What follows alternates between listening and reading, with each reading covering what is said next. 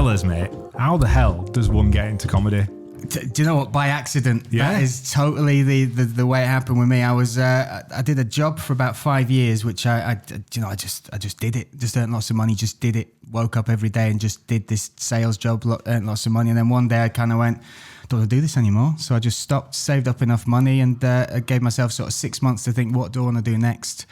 And during those 6 months, I lived in London, and there's loads of open mic nights. So I thought I'd just try watching a few, go out on my own, and then bit by bit I was like, I can have a little go at this, and then they start paying you money stupidly. So yeah, it was kind of by accident. Same with the commentary, it's all a hobby. Just started it as a little passion project, and it turned into a job. 18 years now I've been doing it. Yeah. So did you not do any sort of like formal training? Like you didn't go to like drama school or like stage school or? I did acting, so I did that beforehand. All right. No, but like it makes sense. A sneaky route back. No, it makes sense. To go from like just being a salesperson into like comedy, that's drastic. If you've done it's a big jump. If you've done nothing in the past, Was acting like what was that like a college thing, like an earlier age? Basically? Yeah, degree basically. Yeah, did at college, then I went to university and came out, and the only parts I'd get were musicals. So I was on stage singing. Fail to see the problem. That would be amazing. Oh my God! But I was stood up there once. I did a rock and roll musical where I played Ricky Nelson, the guy who sang "Hello Mary Lou." Yeah. Yeah, and he died in a tragic plane crash. He was doing a lot of cocaine in the plane at the time. Was he flying the plane? Well, he was feeding the pilot some of the stuff.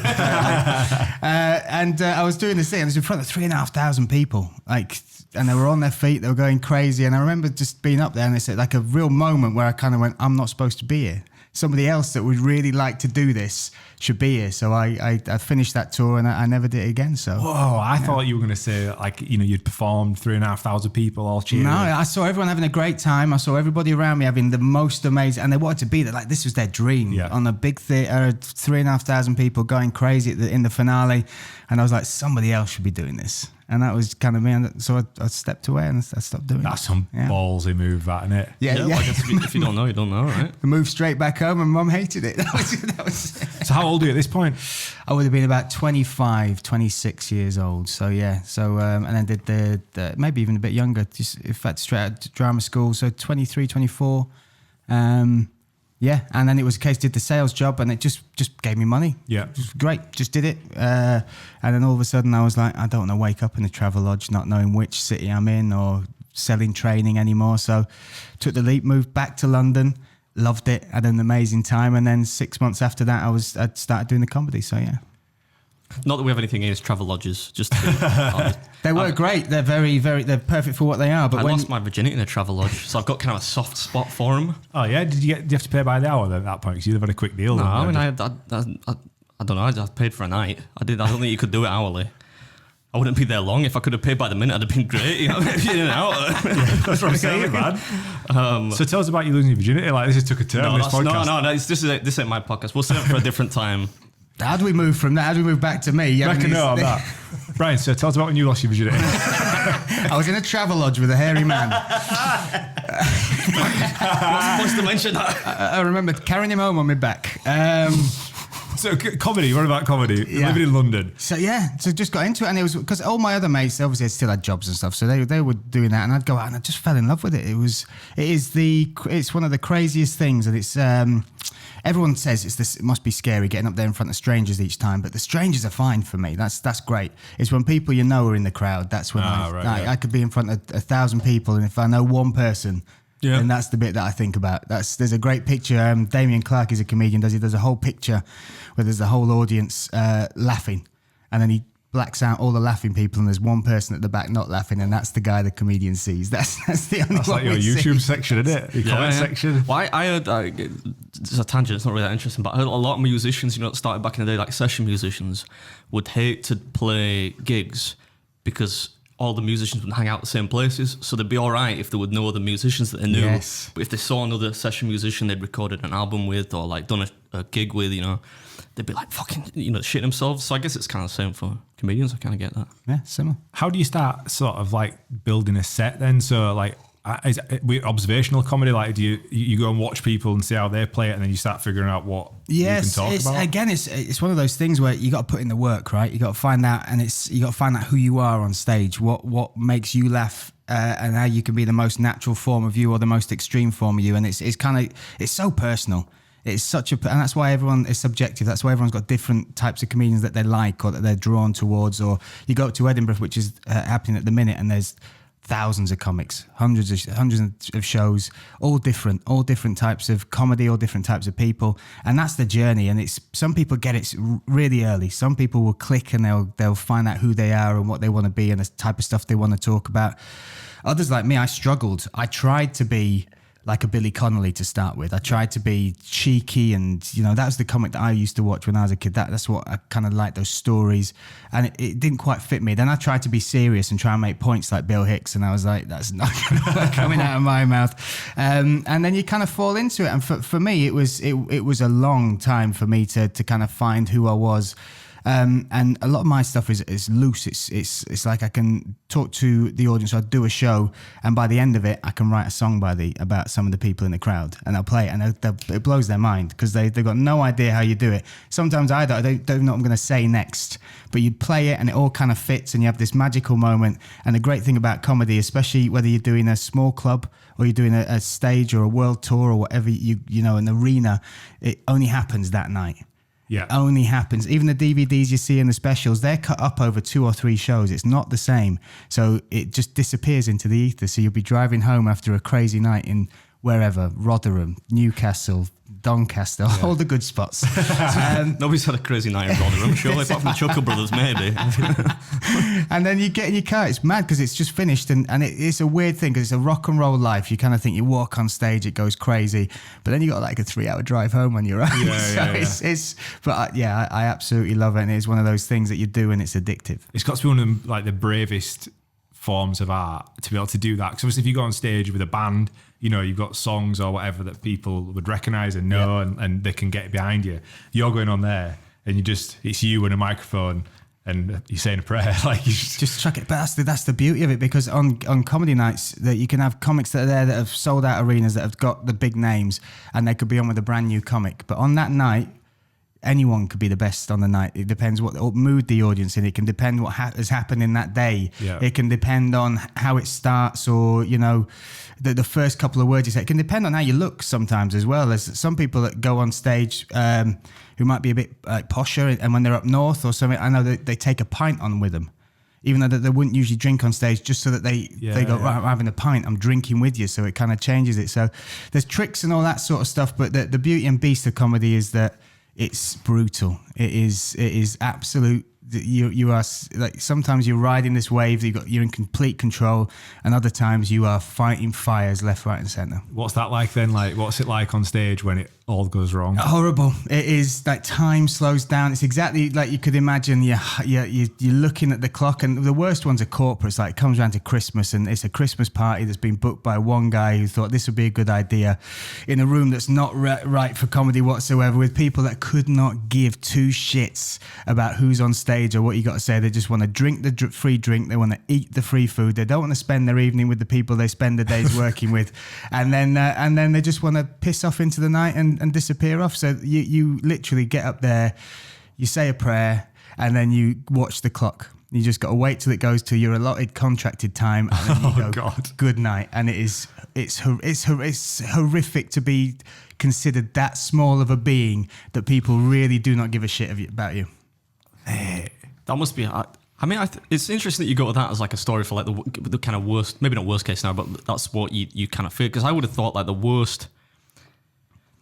I bet it's quite fun. You could correct me if I'm wrong, but I think it's probably quite fun if you get like a heckler or something. So like, somebody's being critical of you, because I guess in that's kind of right material for you, because comedians are typically smarter than the average. I don't want to say it, but they're smarter than the average person, right? So if you get a heckler, this person on stage is a professional comedian. Yeah. So they're going to be able to take you apart. You're going to look at it, right? So I don't imagine hecklers are that big of a deal. Go on, carry on. No, you interject. What I was thinking is, I think probably the worst part for me, if I ever did it, I would hate to. I wouldn't mind hecklers. I'd hate to like tell a joke that I thought was super funny, and no fucker laughs. That would be like, I'd be like, oh my god, this is right. And that must happen. Or maybe fewer people than you think laugh. Do you know? there's horror stories all over the like myths and legends all over the comedy circuit about certain heckles and things like that. Now, first of all, to talk to you about the heckling, everyone thinks that's one of the worst bits. But as a comedian, there's two things that will happen: either that person, man or woman, or child, or man child, happened, or man child, has been an absolute dick throughout the whole show. So everyone's against them. Yeah. So whatever you do, whatever you say, you've got an army behind you, and you've got lines, you've got stuff, and you are going to be quicker than a pissed up, coked up knobhead. But the other side of it is sometimes you get these glorious heckles and they just drop in at exactly the right moment. And again, it's that moment and you just got to embrace them and they add to the show. And again, if you're somebody and I've never been like this, it's like if you're somebody where something like that happens and you try and push it out of everyone's sight, like, nah, get back looking at me, try and be greedy with what's they'll just turn against you. Whereas if you just embrace it, I've had some of the best moments. I've been set to do 20, 30 minutes and something's happened and then that's been the show. Yeah. That has been the show for the entire thing, or you can keep going back to it, or you'll be listening to the comedian next to you, and they'll go to it as well. But heckles they're not as scary when you're up on stage as you would think before you start out. But there's one that I remember. I can't remember I think it was Joe Bohr.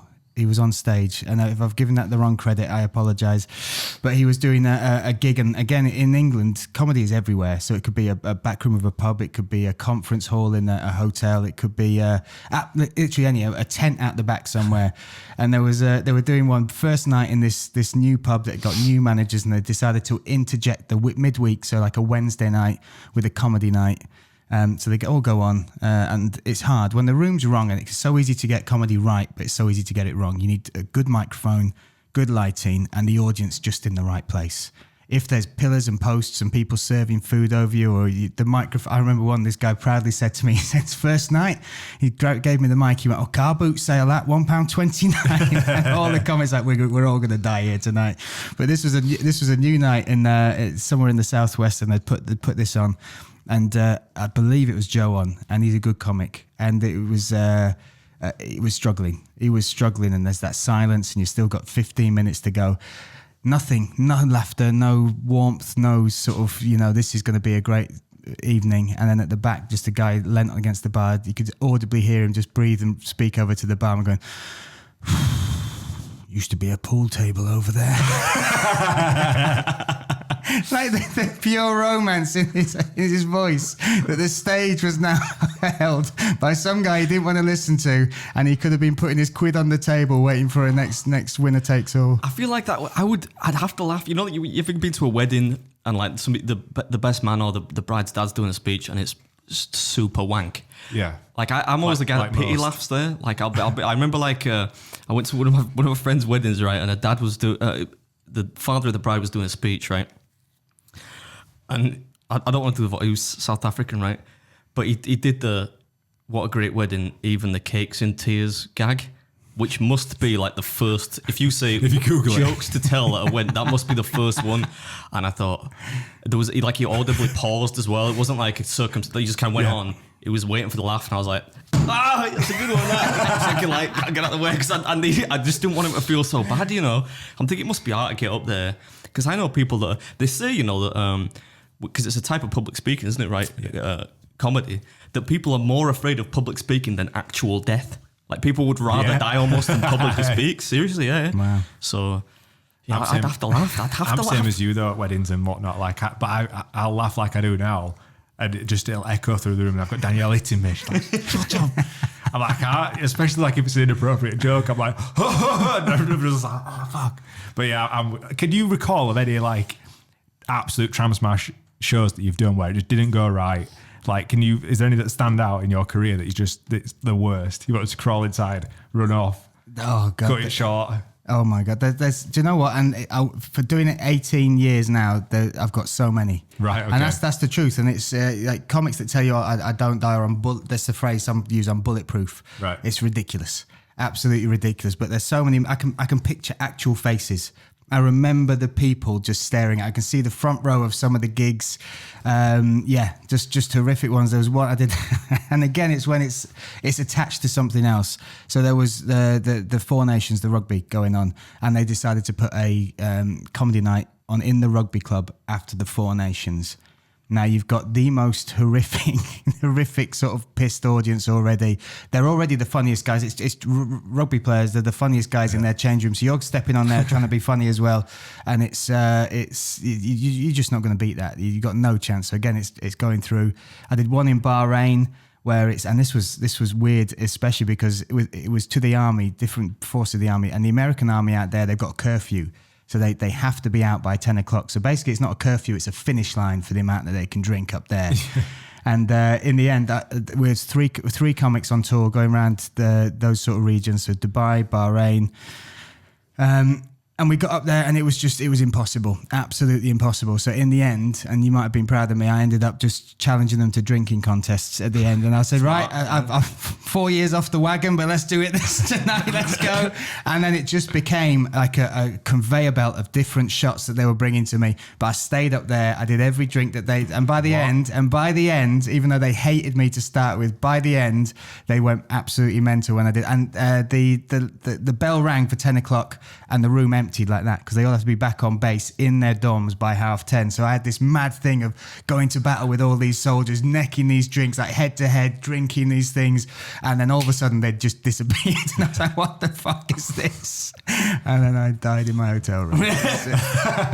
Man, that's some wild stories. That's rock and roll. That's not as rock and roll as some other comedians. I am so vanilla compared to some other comics. Oh my god. Do you have a favourite comedian yourself? Because I know you must get I know you said Billy Connolly, but do you have any maybe? Am I treading on your toes here? No, you're good. No. But that's in your notes. That's next on the list. Is it? I fucking know you, man. I was just going to say, do you have any people now maybe that are active now that you like, or other people other than Billy Connolly maybe that maybe some of the TikTok generation might know? I don't know. So there's comics that I've come up with, comics that I've done stuff that I've seen them Ramesh Ranganathan. So he's huge now. He's absolutely massive. Just a question of not a question of sport. A League of Their Own. League of Their Own. Yeah. He does all that sort of stuff. But I did. I started.